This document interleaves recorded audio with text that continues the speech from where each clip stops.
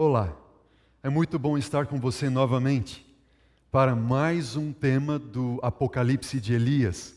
Nós estamos muito felizes, esse é o 5º tema desta série e eu acredito também que você que está assistindo ou já assistiu outros programas dessa série tem sido abençoado pelo estudo da profecia bíblica. Boa noite, querida igreja. É muito bom estarmos juntos, não é verdade? Deus tem sido muito bondoso conosco e nos tem abençoado a cada tema, a cada programa da nossa série do Apocalipse de Elias. Talvez alguns que estejam assistindo pela primeira vez, seja aqui no auditório ou onde você estiver agora, seja na sua casa ou na igreja, você talvez esteja se perguntando, por que Apocalipse de Elias? Esse é um título que nós estamos dando a esta série, que estamos estudando a última profecia do Antigo Testamento. É uma profecia que encontramos no livro de Malaquias, no capítulo 4, versículo 5.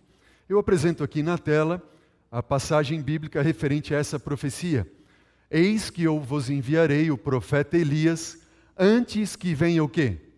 O grande e terrível dia do Senhor. Ao estudarmos essa profecia, esse já é o 5º tema da nossa série, nós estamos percebendo que a revelação bíblica nos mostra que o envio de Elias, na verdade, é que existem partes da vida e obra do profeta Elias que se cumpre naquele que nós estamos denominando sendo o Elias profético. Eu vou mostrar para vocês nesse momento o nosso diagrama profético e o paralelo que nós estamos conhecendo acerca dessa profecia. Nós temos de um lado o profeta Elias, ele profetizou sobre um período de seca por causa da apostasia e adoração ao sol. O Elias profético também passou por um tempo de seca e os motivos foram os mesmos. Apostasia em decorrência da idolatria, adoração ao sol, lua, estrelas, ídolos. E esta profecia se cumpriu no 4º século, no início do 4º século da nossa era, com o surgimento da Igreja Romana. Este foi o 3º tema da nossa série. Nós vimos também que o profeta Elias, ao profetizar sobre um tempo de seca, ele fugiu para um local deserto, onde foi sustentado pelo Senhor por 3 anos e meio.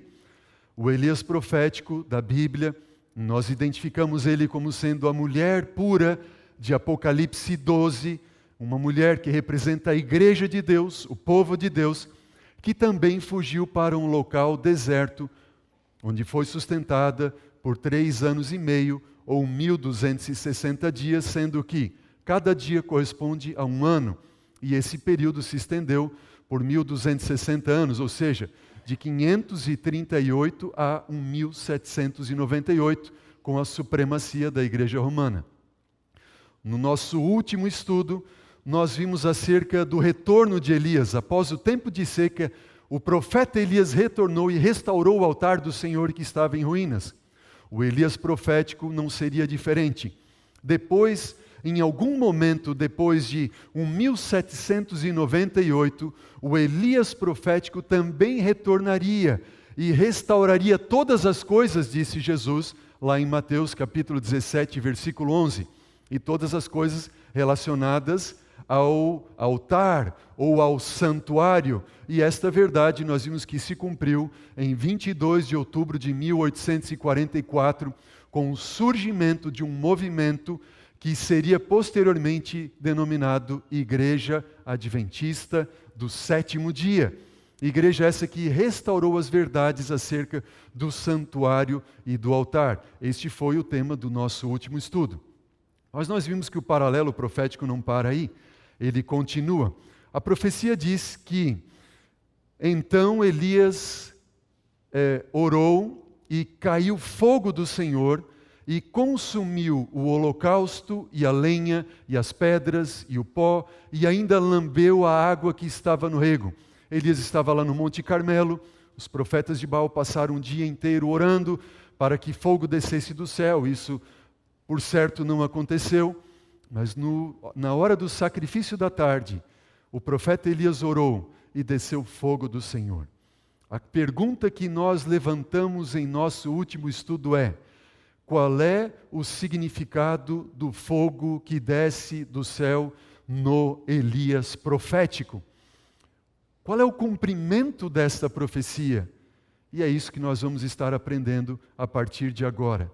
E antes de nós irmos à Bíblia, para o tema de hoje, eu quero convidar você que está aqui no auditório e você também que está nos assistindo nesse momento, para que você feche os seus olhos, curve a sua fronte e assim busquemos a Deus em oração.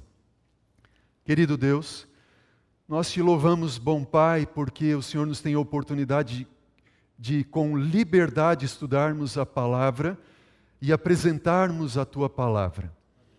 Graças te damos, Senhor, pela revelação profético-bíblica, que não nos deixa em trevas, que nos livra do erro, do engano do inimigo. Bom Deus, estamos entrando no tema desta hora e queremos pedir a Ti, Senhor, que o Senhor nos abençoe com Teu Santo Espírito. Ao abrirmos a Tua palavra, abra também, Senhor, o nosso coração e a nossa mente para entendermos a mensagem que o Senhor tem para nós. São bênçãos que Te pedimos em nome de Jesus. Amém. Amém. Eu queria pedir para que você fosse agora ao livro de Malaquias, no capítulo 4. O tema de hoje, Elias e o fogo que desceu do céu. Vá à palavra do Senhor em Malaquias, o último livro do Antigo Testamento, no capítulo 4. Você que está nos assistindo, nesse momento, seja na sua casa, na sua igreja, pegue a Bíblia, pegue a palavra de Deus na sua mão e confira conosco aquilo que o Senhor tem para nos revelar nesta hora. Malaquias capítulo 4, versículo 4. A pergunta é, qual é o significado do fogo na profecia de Elias? A palavra do Senhor nos diz assim, Malaquias 4, 4. Lembrai-vos do quê? Da lei de Moisés, meu servo, a qual lhe prescrevi onde? Em Horebe, para todo Israel, a saber, estatutos e juízos. Versículo 5. E eis que eu vos enviarei o profeta Elias antes que venha o grande e terrível dia do Senhor.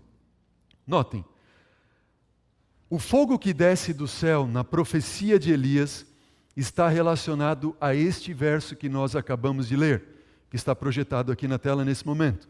Lembrai-vos da lei de Moisés, meu servo, a qual lhe prescrevi em Horebe. Quem é que prescreveu a lei para Moisés em Horebe? Quem foi? Foi Deus. Deus prescreveu uma lei a Moisés em Horebe. E essa lei são estatutos e juízos para todo Israel. Para todo Israel. Você talvez esteja se perguntando, tudo bem, pastor, mas o que tem que ver a lei que o Senhor Deus prescreveu para Moisés e Israel no Horebe com o fogo que desceu do céu? Eu queria que você abrisse a palavra do Senhor agora no livro de Hebreus. Vamos lá para o Novo Testamento, no livro de Hebreus. E Deus estará nos guiando ao costurarmos essa profecia e alinhavarmos ponto por ponto, a fim de entendermos esta revelação acerca do fogo que desceu do céu. Hebreus capítulo 8.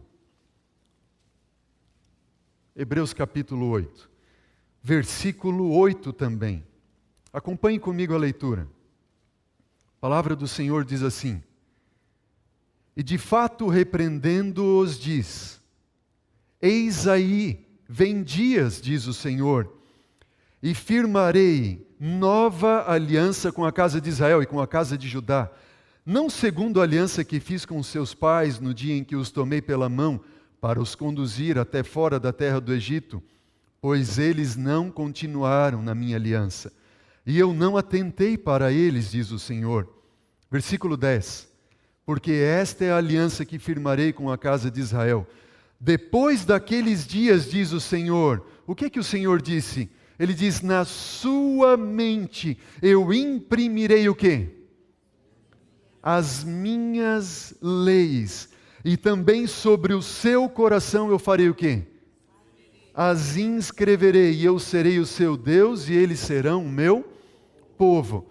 Notem, queridos, nesta profecia que nós encontramos no livro de Hebreus, porque esta é a aliança. Eu queria que você gravasse bem essa palavra, aliança. Deus, Ele tem o desejo de fazer uma aliança, e a Bíblia diz, esta é a aliança que eu firmarei com a casa de Israel, depois daqueles dias, diz o Senhor. Na sua mente eu quero imprimir as minhas leis, e também sobre o seu coração eu vou fazer o quê? Eu vou escrever, eu serei o seu Deus, e eles serão o meu povo. Eu tenho chamado isto como sendo o grande sonho de Deus. Eu creio que este é o grande sonho de Deus. E não é um sonho novo. Muito embora no livro de Hebreus fala, eu vou firmar uma nova aliança. Essa não é uma nova aliança no sentido de ser nova, como que nunca tivesse existido. Não. Quando Hebreus diz, eu vou firmar uma nova aliança, não é uma nova aliança no sentido de que nunca existiu, ou que é uma nova diferente de outras alianças, não. A aliança é a mesma, salvação pela graça mediante a fé, é o Evangelho eterno que nós temos estudado aqui no nosso programa do Apocalipse de Elias, salvação pela graça mediante a fé, desde o Antigo Testamento, desde a eternidade, na verdade, até hoje, para todo sempre. Esta é a aliança.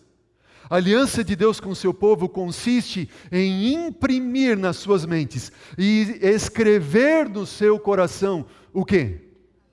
A lei de Deus. A lei de Deus. Lembram o que disse lá em Malaquias capítulo 4, versículo 4, lembram? Diz assim, lembrai-vos do quê? Da lei de Moisés, meu servo, a qual lhe prescrevi onde? Em Horebe, a saber, estatutos e juízos. Deus está dizendo, lembrem do quê? Da lei que eu prescrevi onde? Em Horebe. Queridos, a lei que o Senhor Deus prescreveu em Horebe é a lei dos 10 mandamentos. E esta lei é a aliança de Deus. Só que antes de nós irmos para Horebe, onde Deus deu ao seu povo a sua aliança, eu quero mostrar para vocês, e eu vou apresentar aqui na tela para nós ganharmos tempo, o que está escrito no livro de Oséias, capítulo 6, versículo 7. Diz assim, mas eles transgrediram o quê? A aliança. Como quem? Como Adão, eles se portaram aleivosamente contra mim. Comportar-se aleivosamente quer dizer de forma desleal contra mim, certo? Veja, aqui o profeta Oséias, ele está dizendo, eles quem? O povo de Israel. O povo de Israel transgrediu a aliança da mesma forma que quem transgrediu? Adão. A aliança que Deus deu para Israel, ele já havia dado antes para quem? Para Adão. E Israel transgrediu a aliança da mesma forma que quem transgrediu? Que Adão transgrediu. Então esta aliança, esta lei, não é como muitos pensam, uma lei única e exclusivamente para o povo de Israel. Esta lei que consiste na aliança, é a lei que Deus primeiro imprimiu no coração e na mente de quem? De Adão e Eva. De Adão e Eva. E agora eu quero convidar você para irmos ao livro de Deuteronômio, no capítulo 4. Abra a palavra de Deus em Deuteronômio, capítulo 4. E vamos ver a aliança que o Senhor Deus deu em Horebe. Deuteronômio capítulo 4, versículo 10. Acompanhe comigo a leitura. Diz assim: não te esqueças do dia em que estivesse perante Jeová, teu Deus, em Horebe, quando o Senhor Jeová lhe disse, reúne este povo e eu vou fazer a eles ouvirem as minhas palavras, a fim de que aprenda a temer-me todos os dias em que viver e as ensinará aos seus filhos. Versículo 11. Então chegastes e vos pusestes ao pé do monte, e o monte ardia em... Diz para mim, igreja, o monte ardia em o monte ardia em fogo. Isso mesmo, eu quero que você participe agora. Nós vamos ler vários textos dentro desse contexto. E eu quero que você dê a ênfase quando eu pedir a ênfase a você, ok? Eu vou ler novamente então. Diz assim o versículo 11. Vamos continuar no versículo 11. Então chegastes e vos pusestes ao pé do monte, e o monte ardia em fogo até o meio dos céus, e havia trevas e nuvem e escuridão. Então o Senhor, Jeová Deus, vos falou do meio do quê? Do fogo. As voz das palavras não ouvistes, porém além da voz não viste aparência nenhuma. Versículo 13. Então ele vos anunciou a sua aliança e vos prescreveu. Que aliança é essa? Diz para mim. Os 10 mandamentos. E os escreveu onde? Em tábuas de pedra. Vocês estão percebendo o que está dizendo aqui? Vejam, lembrem o que disse Oséias. Eles transgrediram a aliança como Adão. Eles se portaram aleivosamente contra mim. Que aliança é essa que foi transgredida? Os 10 mandamentos. Está claro isso na sua mente? Eles transgrediram a aliança, eles transgrediram os 10 mandamentos. E o que nós estamos vendo aqui? Que o Senhor Deus, Ele pronunciou a sua aliança, a aliança que consiste dos 10 mandamentos do meio do fogo. E depois de ter pronunciado ou anunciado a sua aliança do meio do fogo, Ele escreveu essa aliança onde? Em tábuas de pedra, não é isso que disse a profecia, a Bíblia? Veja, Ele vos anunciou a sua aliança, que vos prescreveu os 10 mandamentos, e os escreveu em tábuas de pedra. E Deus escreveu em tábuas de pedra com o que mesmo?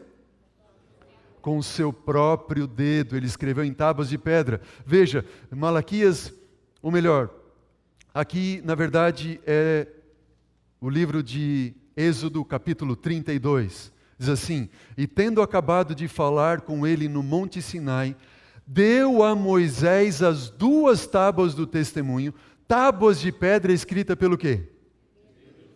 Pelo dedo de Deus. O que nós estamos percebendo aqui? A aliança que consiste nos 10 mandamentos, Deus pronunciou ela do meio do fogo, e depois Ele escreveu com o seu próprio dedo em tábuas de pedra. Quando nós continuamos lendo aqui no livro de Deuteronômio, no capítulo 4, eu quero que você continue comigo a leitura, se você ficou com a Bíblia aberta, Deuteronômio 4, versículo 36. Diz assim: dos céus me fez ouvir a sua voz, e te ensinar, e sobre a terra te mostrou o seu grande fogo, e do meio do fogo ouvistes as suas palavras. Capítulo 5 de Deuteronômio, versículo 2. E Jeová Deus, nosso Deus, fez aliança conosco em Horebe. Versículo 4. Face a face falou o Senhor Deus conosco, o Senhor Jeová conosco, no monte, no meio do quê? No meio do fogo. E ele falou o quê? Versículo 6. Ele disse: eu sou o Senhor teu Deus, que te tirei do Egito e da casa da servidão. Versículo 7, ele disse o quê? Não terás outros deuses diante de...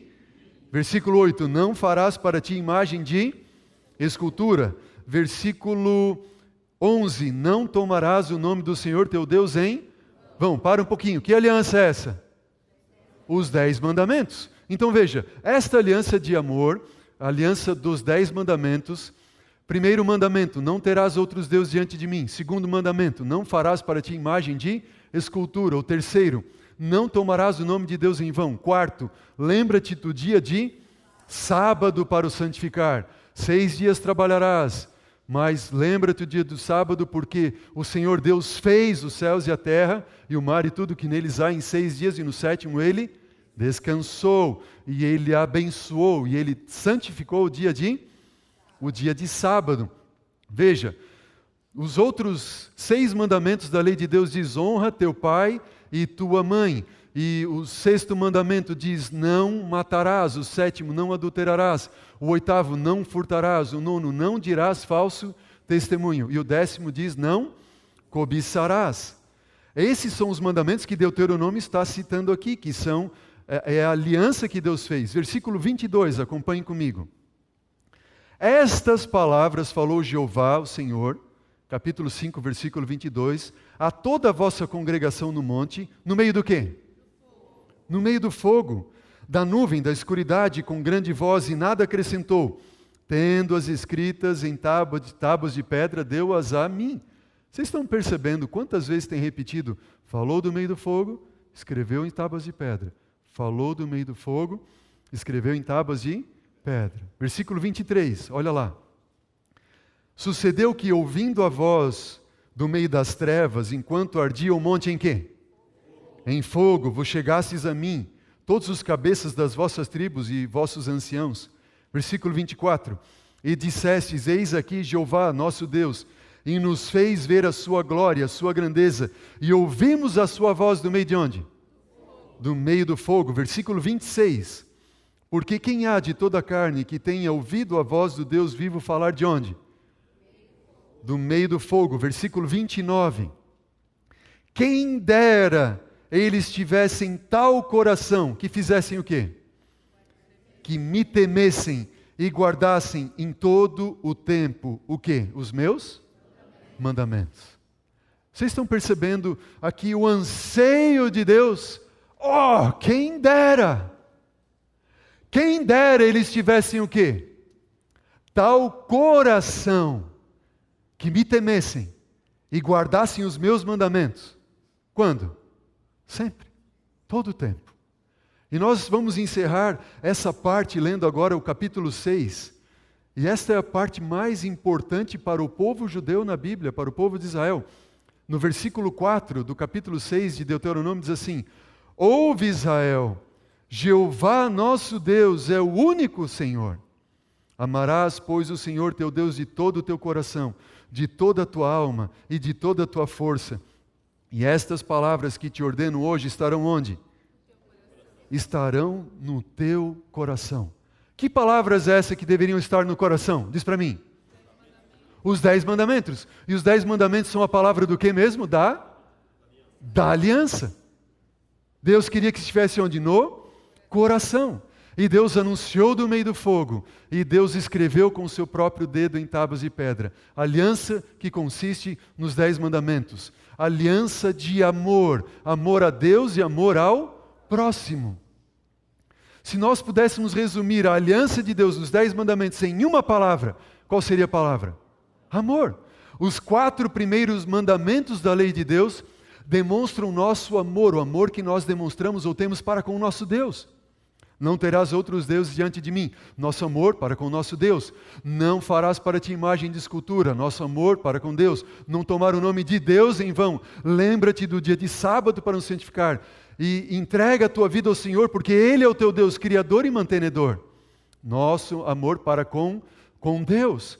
E os outros 6 mandamentos têm que ver do nosso amor para com o próximo. Honra teu pai e tua mãe, amor para com o próximo, não adulterar, não matar, não furtar, não dizer falso testemunho contra o teu próximo, não cobiçar coisa alguma que pertence ao teu próximo. Se nós pudermos resumir a aliança de Deus, os 10 mandamentos em uma palavra, a palavra é amor. Mas o que diz em 1 João capítulo 4, versículo 8? Diz assim, você conhece, você lembra? Se você sabe, repita comigo. Aquele que não ama o quê? Não conhece a Deus, pois Deus é amor. Deus é o quê? Amor. Vocês estão percebendo? A aliança, a lei dos 10 mandamentos, é uma aliança de amor que Deus quer fazer com os seus filhos. Mas o próprio Deus é amor.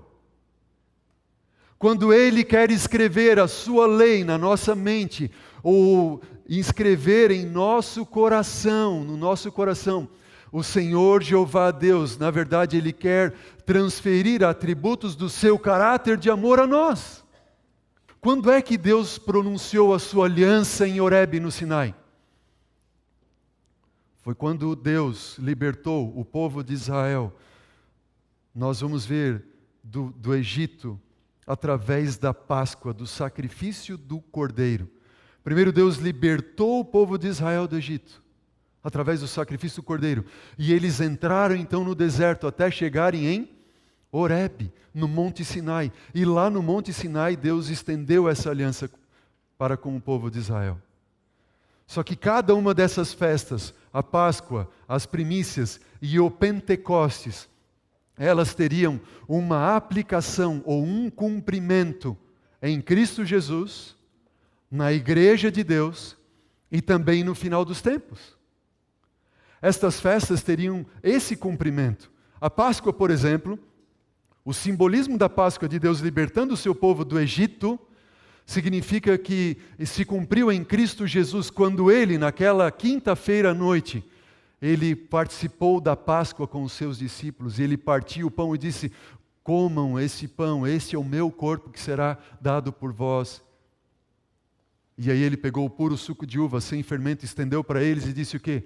Bebam, este é o meu sangue que foi derramado por vós.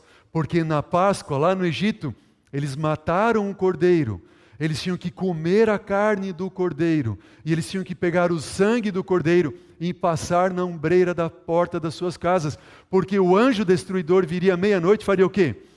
Passando pelo Egito, mataria todos os primogênitos do Egito, mas os primogênitos da casa de Israel não morreram. Por quê? Porque eles confiaram no sangue do cordeiro e foram libertos do Egito. A libertação do Egito é símbolo de libertação do pecado. E todo aquele que crê no sangue de Jesus também é liberto do pecado. Amém?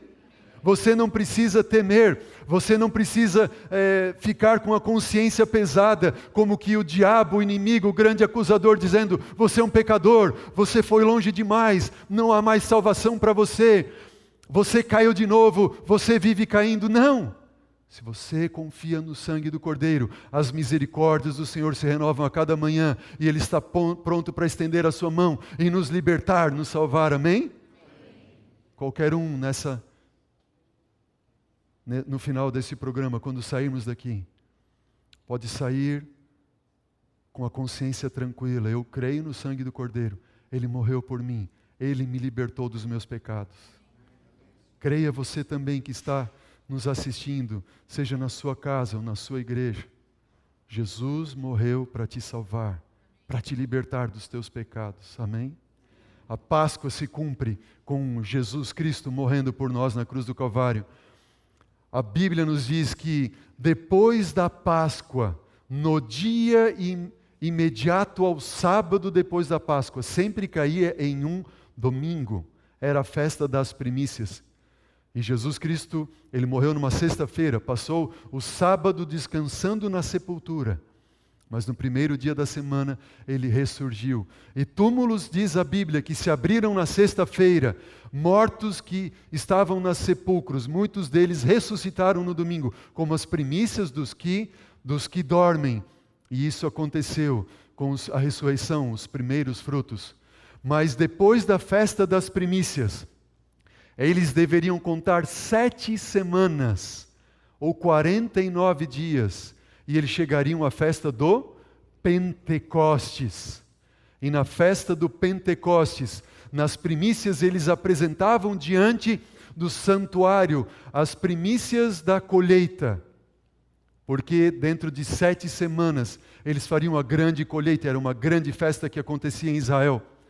E isso aconteceu quando eles vieram para o tempo do cumprimento do Pentecostes, que era o dia em que eles faziam a grande colheita. O que aconteceu?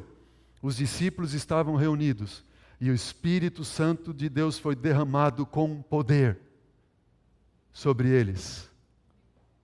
E nós vimos no livro de Atos que houve uma manifestação de fogo. Eu queria que você percebesse isso agora. O Pentecostes, queridos, corresponde ao dia em que Deus pronunciou a sua aliança onde? Em Horebe. Aliança que consiste no quê?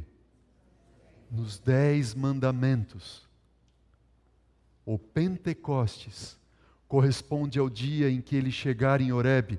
Eles saíram do Egito na Páscoa, no primeiro mês. E quando eles estão chegando no terceiro mês, eles estão em Horebe. E esse era o dia da festa do Pentecostes.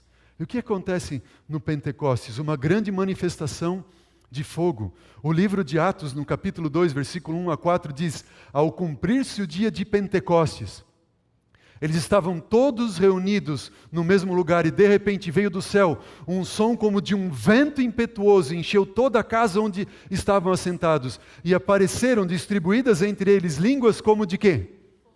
Como de fogo pousou sobre cada um deles e todos ficaram cheios do quê? Cheios do Espírito Santo e passaram a falar em outras línguas, segundo o Espírito lhes concedia que falassem. Que outras línguas eram essas que eles falaram em Pentecostes? Línguas que ninguém entendia? Que ninguém entendia? Não.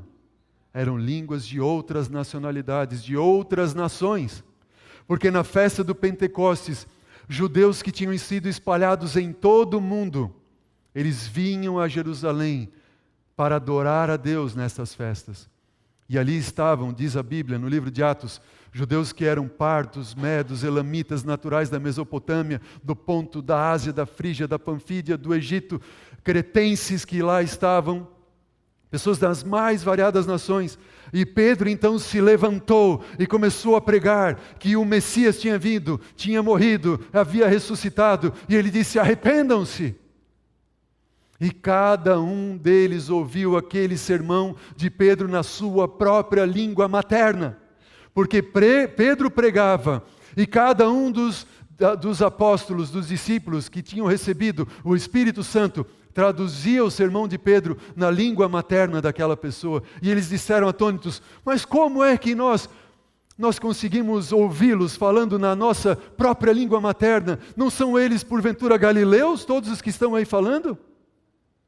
Mas Deus tinha dado o dom de línguas, porque Jesus tinha prometido, Jesus tinha dito, fiquem em Jerusalém, até que vocês sejam revestidos de poder. E vocês então serão minhas testemunhas, aqui em Jerusalém, em toda a Judéia, e até Samaria, e até os confins da terra. E Jesus tinha dito em Mateus capítulo 28, ide por onde? Por todo o mundo e pregai o Evangelho. Como é que eles alcançariam todo o mundo? Deus concedeu o dom do Espírito para que eles pregassem. E eles saíram a pregar. Essa foi uma manifestação de fogo. Mas tem mais. Nós temos também o dedo de Deus. Existe uma passagem, duas na verdade na Bíblia, que nos revelam o dedo de Deus. E essas duas passagens, eu vou apresentar aqui na tela. A primeira delas está em Lucas, capítulo 11, versículo 20. E diz assim: se porém eu expulso demônios, pelo quê? Pelo dedo de Deus. Jesus disse: certamente é chegado o quê? O reino de Deus sobre vós. Que passagem é essa de Lucas? Essa passagem está quando trazem a Jesus um endemoniado, mudo e surdo. E Jesus expulsa o demônio. E alguns acusam Jesus de terem expulsado o demônio por Belzebu. Mas Jesus disse: não. Eu expulso demônios através do quê? Do dedo de Deus. E se eu expulso demônios pelo dedo de Deus, então certamente é chegado o reino de Deus sobre vós. Interessante, queridos, é que este mesmo relato bíblico de Lucas aparece no Evangelho de Mateus. O mesmo relato. Só que Mateus ele usou outras palavras. Olha como diz lá no Evangelho de Mateus, capítulo 12, versículo 28. Diz assim: se porém eu expulso demônios, pelo quê? Pelo Espírito de Deus, certamente é chegado o quê? O reino de Deus sobre vós. O que essas duas passagens revelam para nós? O que estas duas passagens revelam para nós? Revelam para nós que o dedo de Deus corresponde a quê? Ao Espírito de Deus. Amém? Vejam, quando Jesus disse: eu expulso pelo dedo de Deus, eu expulso pelo Espírito de Deus. Lá no Monte Horebe, quando o povo de Israel estava reunido, e o Senhor Jeová pronunciou a sua lei do meio do quê? Do fogo. O fogo corresponde a quem? Ao Espírito de Deus. E depois ele escreveu a sua lei, a sua aliança, em tábuas de pedra com o quê? Com o dedo de Deus. E o dedo de Deus é o quê? É o Espírito de Deus. E aqui nós vemos o cumprimento da promessa de Deus, que Deus enviaria o seu Santo Espírito. Ele enviou no Pentecostes, mas ele enviaria antes do grande e terrível dia do Senhor. O que nós estamos vendo acontecer no Pentecostes? No Pentecostes, nós estamos tendo o cumprimento, queridos, o cumprimento da profecia, quando Deus, Ele está lá no céu, ungindo Cristo Jesus como sumo sacerdote no santuário celestial. Jesus passou 40 dias na terra com os discípulos. Ele ascendeu ao céu e ele ficou lá mais 10 dias até a festa do Pentecostes, inaugurando o santuário celestial, como sendo ele o sumo sacerdote do santuário celestial. E aqui nós temos o cumprimento do Salmo 133, um salmo profético, que falava do dia em que Arão foi ungido como sumo sacerdote. E o salmo diz assim, que Moisés, quando ele ungiu Arão como sumo sacerdote, ele ungiu Arão com óleo. E o óleo foi derramado sobre a sua cabeça. E o óleo na Bíblia é símbolo do que mesmo? Do Espírito Santo. E o óleo foi sendo derramado na sua cabeça, e o óleo foi escorrendo na sua face, e foi escorrendo pela barba de Arão. E o Salmo diz que o óleo caiu onde? Caiu no chão. Quando Cristo Jesus estava no santuário celestial, Ele foi ungido pelo próprio Deus. E o Espírito Santo, simbolizando esse óleo, no qual Jesus foi ungido, foi escorrendo na sua face e na sua barba. E o óleo foi caindo, e foi caindo.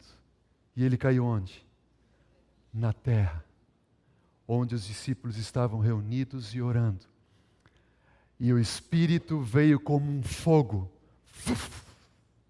sobre eles, e inscrever a lei de Deus como sendo o dedo de Deus na mente e no coração. Antes do Pentecostes, antes da cruz, eles eram divididos, eles não se davam, eles disputavam quem seria o maior, quem seria o menor. Mas quando eles recebem o Espírito Santo, que escreve a lei de Deus no coração, que é o próprio Deus que vem estar neles, escrevendo a lei, o pacto, a aliança de amor no coração deles. Então a Bíblia diz que eles tinham tudo em comum, e eles doaram os seus bens, suas casas, e compartilhavam alimentos uns com os outros, e eles só tinham uma intenção no coração. Qual era? Pregar o Evangelho eterno para que Cristo voltasse. Amém? E esta profecia, Deus diz que se cumpriria antes do grande e terrível dia do Senhor. E nós vemos isso demonstrado em Malaquias 4:5 e em Joel capítulo 2. Somente nessas duas passagens da Bíblia aparece o grande, antes do grande e terrível dia do Senhor. Malaquias 4:5 diz: eis que eu vos enviarei o profeta Elias, antes que venha o grande e terrível dia do Senhor. Joel capítulo 2, versículo 28 a 32 diz: e acontecerá depois que derramarei o quê? O meu Espírito, quando? Antes do grande e terrível dia do Senhor. Malaquias diz: eu vou enviar Elias. E Deus está dizendo: eu vou enviar sobre Elias o quê? O meu Espírito, para imprimir a lei de amor na mente e no coração. Qual é o significado do fogo para Elias? Veja: lembrai-vos da lei de Moisés, meu servo, a qual lhe prescrevi em Horebe, a saber o que é estatutos e juízos. Sabe onde aparece na Bíblia a lei os estatutos e juízos? Em Ezequiel capítulo 36, versículo 27. E olha o que diz Ezequiel. Diz, eu porei dentro de vós o que? O meu Espírito. E farei. Quem é que vai fazer? Deus vai fazer. Deus está dizendo, eu vou pôr dentro de vocês, no coração de vocês, o meu Espírito. E eu farei com que vocês andem nos meus estatutos e guardem os meus juízos e os observeis. A lei de Moisés, ela é recebida no coração através do Espírito. E é por isso que nós conseguimos honrar a Deus, guardando seus preceitos, suas leis, seus mandamentos, sua aliança. O que você diz? Amém? Amém? Mas tem mais. Jesus disse, as palavras de João, aquele que diz, eu conheço a Deus, eu conheço a Jesus, e não guarda os seus mandamentos, é o quê? E nele não está a... Como é que pode alguém dizer que Deus anulou a sua lei, os seus mandamentos, a sua aliança? Impossível! Anular a sua aliança, a sua lei, os seus mandamentos, seria o mesmo que anular a si próprio, porque a lei e a aliança é amor, e Deus é amor. Deus jamais faria ou fará isso. Mas Ele disse, vocês não conseguirão guardar os meus mandamentos, a minha lei e a minha aliança, mas eu vou pôr no coração de vocês o meu Espírito. E eu vou escrever essa lei no coração de vocês. E quando olharem para vocês, não serão vocês, mas será Cristo que viverá em vocês. Quem olhar para vocês vai ver o olhar de Jesus, os gestos de Jesus. E o Elias profético, ele deve ser conhecido como sendo a igreja do amor. A igreja que tem Cristo no coração. Mas não para aí. O fogo que vem do céu seria manifestado numa segunda parte sobre a igreja, o Elias profético. E a igreja profética do Apocalipse cumpre o papel de Elias. Abra rapidamente a sua Bíblia, lá no livro de Apocalipse, capítulo 12. Apocalipse, capítulo 12.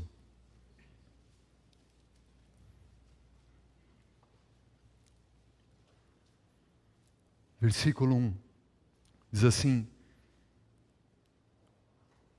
viu-se grande sinal no céu, a saber uma mulher, vestida de sol, com a lua debaixo dos pés e uma coroa de 12 estrelas na cabeça. Essa mulher vestida de sol, Cristo é o sol da justiça. Deus é o sol. Com a lua debaixo dos pés. A lua, ela não oferece luz por si, mas ela reflete a luz do sol. A lua representa a palavra de Deus. A Bíblia diz, lâmpada para os meus pés é a tua palavra. A lua que está nos pés da mulher corresponde à palavra de Deus, que é uma lâmpada para os nossos pés. A Bíblia não tem luz por ela mesma, mas ela reflete a luz de quem? Do sol da justiça.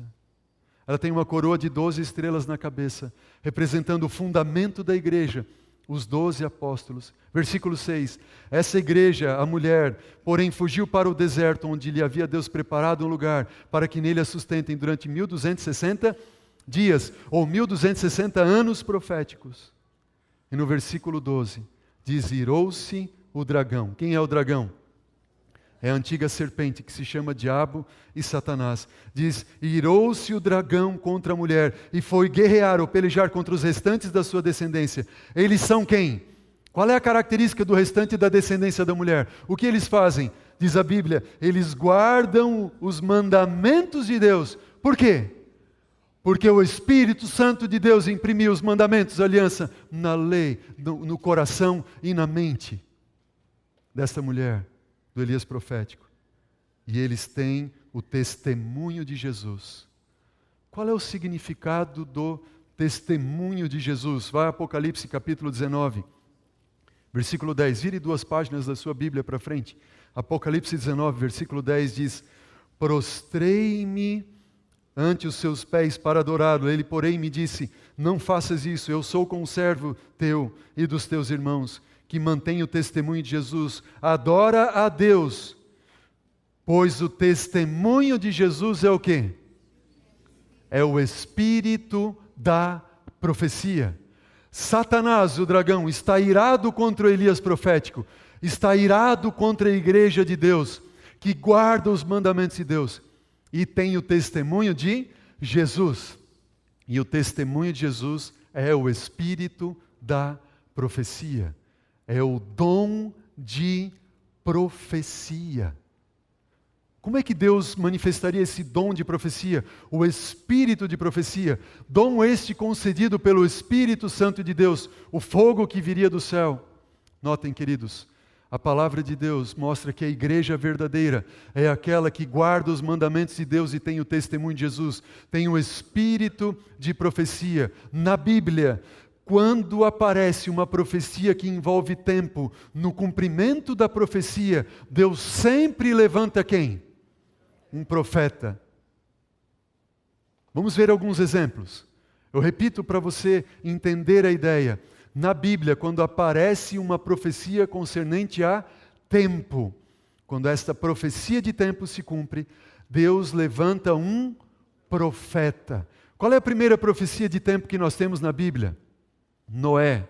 Noé profetizou 120 anos, diga Noé, e eu vou dar cabo de toda a carne. Durante esses 120 anos, quando eles se cumprem, Deus levanta ou não levanta um profeta? Quem foi ele? O próprio Noé.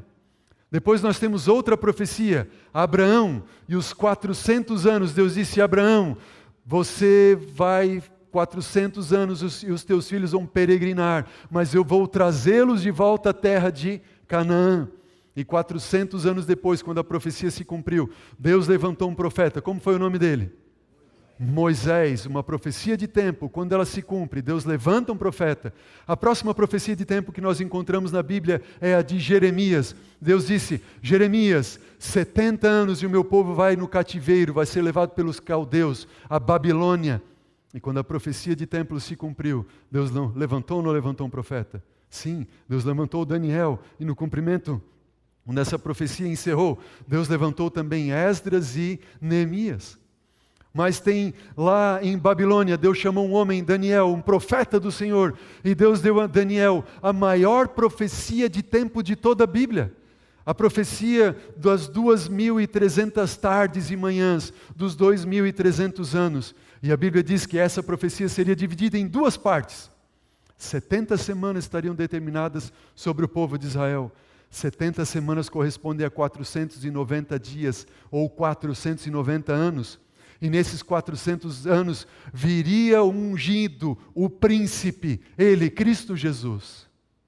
Mas quando essa profecia de tempo se cumpre, Gabriel, o anjo do Senhor, aquele que tinha dado a entender a Daniel a visão, apareceu para Zacarias e disse, Zacarias, a profecia se cumpriu. Você vai ter um filho. O nome dele vai ser João.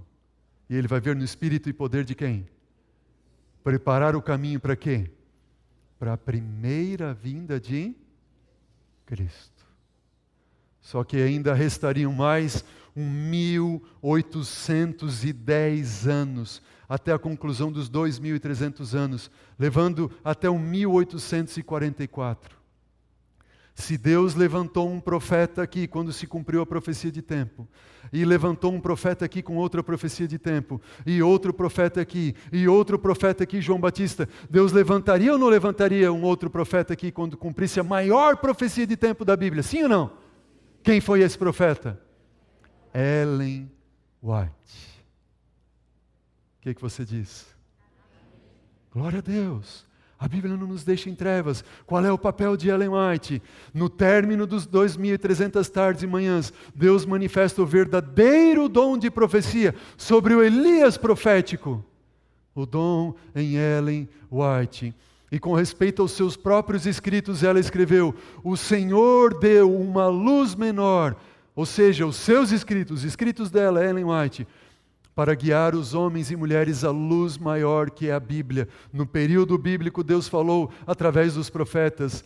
No tempo do fim, Deus manifestaria novamente o espírito da profecia, o dom profético, o testemunho de Jesus, uma luz menor guiando a luz maior que é a Bíblia. Toda a vida de Ellen White sempre esteve acima de qualquer censura. Crede no Senhor vosso Deus e estareis seguros. Crede o quê? Nos seus profetas e prosperareis. Essa é a palavra e esta é a profecia. No tempo do fim, Deus levantaria um povo, Elias profético, imprimiria a sua lei na mente e no coração e manifestaria o dom profético. Aqui nós temos o nosso quadro profético. O profeta Elias, o Elias profético e o cumprimento da profecia. O fogo que desce do céu significa manifestação do Espírito Santo de Deus no dom profético de Ellen White. É como se fosse a cereja do bolo, dizendo, esta é a igreja, este é o povo, esta é a profecia. A igreja adventista do sétimo dia, ela cumpre o papel do Elias profético, num tempo profético, com uma mensagem profética, com um mensageiro profético, para apresentar a última palavra de advertência a este mundo, preparando um povo para a segunda vinda de Jesus. E é por isso, e a igreja adventista é a única que apresenta essas características. E é por isso que Satanás está irado com essa igreja. Quantas vezes, talvez você tenha ouvido, e eu ouvi também, não vá à igreja adventista. Essa igreja é uma seita. Eu estive há pouco tempo em um retiro em que esteve uma senhora de uma outra denominação. E ela disse assim, eu não viria a esse retiro. Porque na minha igreja, eu vim no retiro porque eu tenho uma amiga aqui, eu tenho a minha tia aqui. Uma senhora muito distinta. Mas quando eu falei na minha igreja que eu vinha num retiro da igreja adventista do sétimo dia, eles falaram assim, o quê? Você vai num retiro da igreja adventista? Você é louca? Aquela igreja é uma seita. E no término do retiro, ela contando a sua experiência e dando esse testemunho, ela disse, vocês têm uma palavra linda, vocês apresentam um evangelho maravilhoso, e o diabo tem colocado na mente das pessoas um preconceito que não existe acerca dessa igreja. Nós estamos aqui no 5º estudo da nossa série. Tudo que nós vimos na profecia até aqui, nós comprovamos pela Bíblia. Amém? Pela Bíblia. Ellen White, Deus colocou para confirmar essa profecia e ajudar a guiar esse povo para a volta de Jesus. Sim.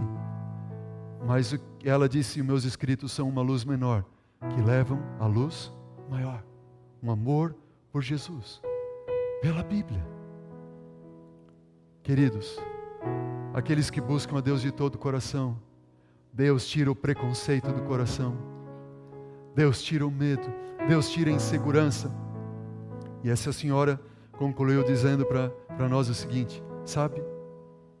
Vocês têm uma bênção. E Deus colocou uma bênção para essa igreja, que é uma igreja de Deus, a igreja de 27º dia. E essa bênção se chama TV Novo Tempo. Eu estava num retiro da minha igreja, ela falou, com 5 amigas minhas.